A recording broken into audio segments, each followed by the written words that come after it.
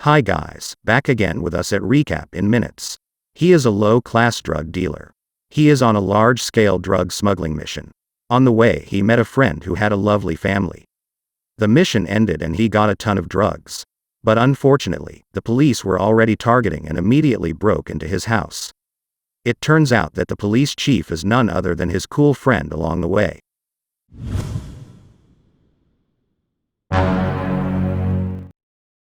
The story begins with an adult man who lives alone named David, a low-class drug dealer. He lives in the same apartment building as Rose, an erotic dancer at a nightclub, and an innocent and stupid-faced teenage boy named Kenny. One night, they saw a teenage girl who was fighting with some thugs. Without thinking, Kenny approached them. In the end, he became an easy target for the thugs there. David tried to intervene them, but because the thug was pointing out a knife. Finally, he ran to escape and tried to jump from the top of the building.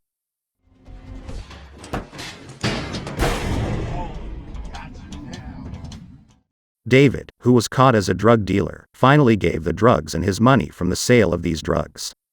David becomes stressed and broods at a cafe.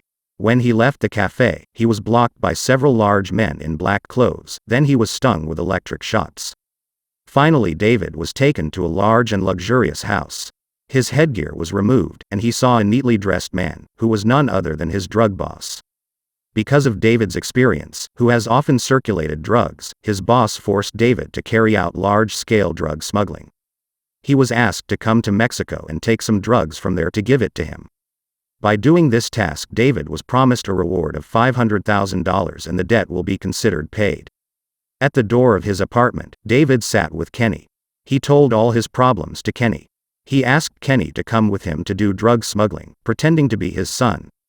Because Kenny really wanted to go out, he gladly accepted the offer. Then he offered Rose to come along and pretend to be his wife. David promised Rose he would pay her $30,000. But Rose refused because the risk was too great and she didn't want to get into trouble with the police. David asked for help from the girl he helped last night. The girl is named Casey, a street punk. By asking for $1,000 in return, Casey ends up joining them pretending to be David's daughter. I've always wanted a sister. They changed their appearance drastically so as not to be suspected. Arriving at the day they were going to fly to Mexico, they came with their neat appearance and looked as one family.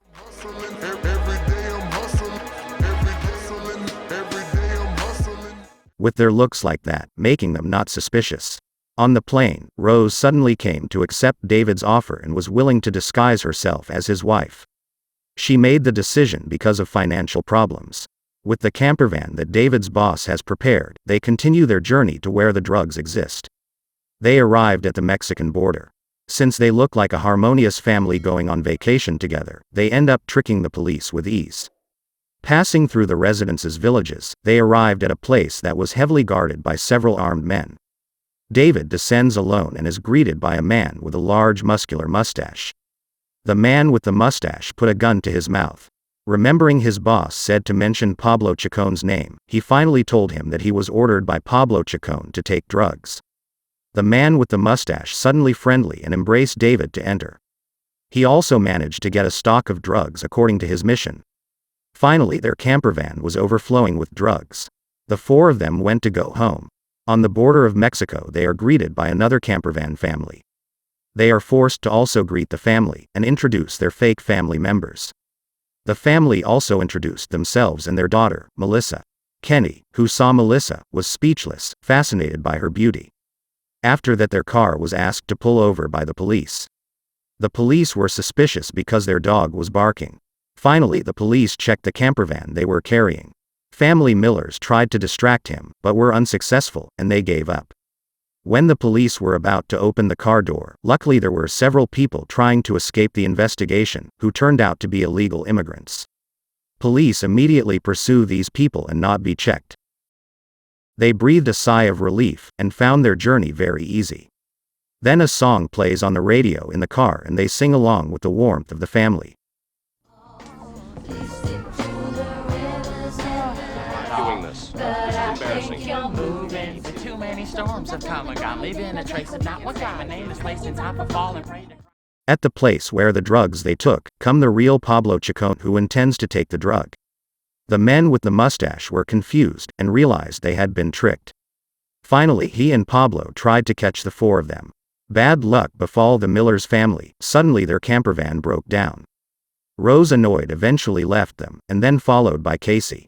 When Rose and Casey were looking for help, suddenly another campervan appeared from behind, none other than the family who greeted them at the border. Rose was surprised to see David already in their campervan. He explained that the family provided assistance to tow their car to the garage. On the way, David and Rose chat with the family. The father of Melissa, a beautiful curly-haired girl, asked David to take a map in his car drawer.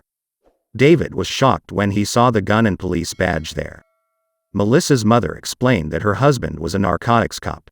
Still shocked by what they saw, they finally arrived at a garage. But unfortunately the workshop was closed. Then the family invited them to take a vacation together while waiting for the workshop to open. Not wanting to be suspected, they finally accepted the family's offer. Until the night, they sing together and play games.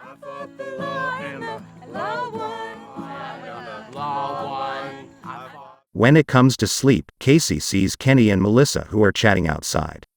Melissa looked like she wanted to kiss Kenny, but because Kenny was too innocent he just hugged Melissa and left.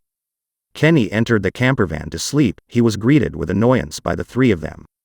Because of his innocence, Kenny admitted that he couldn't kiss. Finally Casey taught Kenny to kiss. Not only Casey, Rose also taught him. David also just watched and photographed their ridiculous behavior. But accidentally, Melissa came and saw all the things they were doing. She looked surprised, then said goodbye and left them. The next morning the family drove to the workshop to repair their campervan. They parted ways and hugged. David headed into the garage, called his boss and accidentally saw the shop owner had been held captive. Then from behind, Pablo with the man with the mustache came. David begins to realize that he has been framed by his drug boss to steal drugs from Pablo.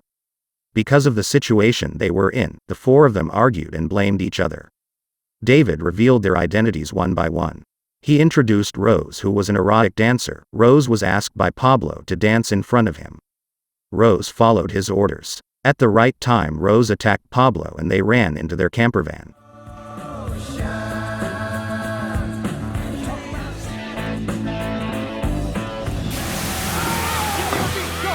Kenny, who took over the wheel, crashed Pablo's yellow car to shreds.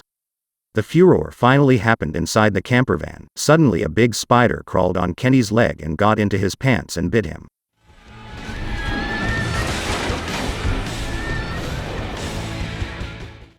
Kenny really feel pain and fainting. They then took Kenny to the hospital near a carnival event. At the hospital, Casey, who is waiting for Kenny to be examined, stares at a man with long hair and a tattoo. Casey was attracted to the man too. Suddenly a man with long hair came to pick Casey up. When they wanted to leave, Rose and David stopped them. As befits parents, the man is interrogated by Rose and David before inviting Casey to leave. After feeling enough, they finally allowed Casey to go with the man. When Casey returned, they picked up Kenny at the hospital. David hurriedly pushed Kenny's wheelchair until he fell. Rose and Casey are not happy with David's treatment. They finally protest. David angrily says he has to deliver the drugs to his boss, and he only has 4 hours left. If it is not delivered at a specified time, it will not be paid by the boss. David accidentally told them about the $500,000 in wages he would get. Rose is shocked and complains about David paying her only $30,000, and Casey only $1,000. Not only that, innocent Kenny didn't know they were getting paid, and he just happily joined David. Casey is disappointed with David and leaves him. Rose told David to go after her. But David refused, and told them to leave her. Feeling that this was wrong, Rose and Kenny did not want to go with David and chose to meet Casey instead. Rose and Kenny look for Casey. They both find Casey, who is going to be kissed by the man with long hair. Casey refused the man's kiss. Rose, who saw it, angry, then hit the man's face until his nose was bleeding. Rose took Casey and Kenny left him. Suddenly David came with a cheerful face. It turned out that David came back to pick up the three of them and begged them to come back. Those who were no longer angry with David finally decided to go home with him. On their way to campervan, they met Melissa and her mother. Melissa tries to avoid Kenny. Not wanting their misunderstanding to continue, Kenny foolishly tells Melissa and her mother about their identity and their purpose for drug trafficking. As they were explaining to Melissa and her mother, from behind a man with a mustache and big muscles attacked them.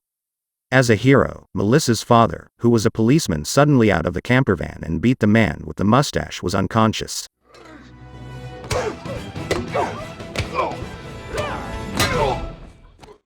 Suddenly Pablo came and took Melissa hostage, persuaded by David that he finally wanted to release Melissa.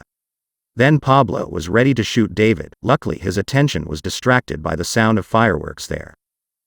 Kenny hit Pablo in the face reflexively until he passed out.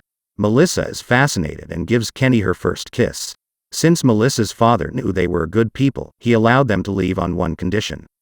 David is finally able to deliver the drugs to his boss. From the glass roof of the boss's house, the police broke in and arrested the drug boss.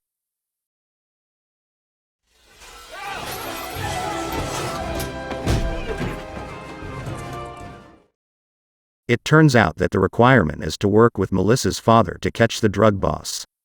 Finally, their journey ended happily.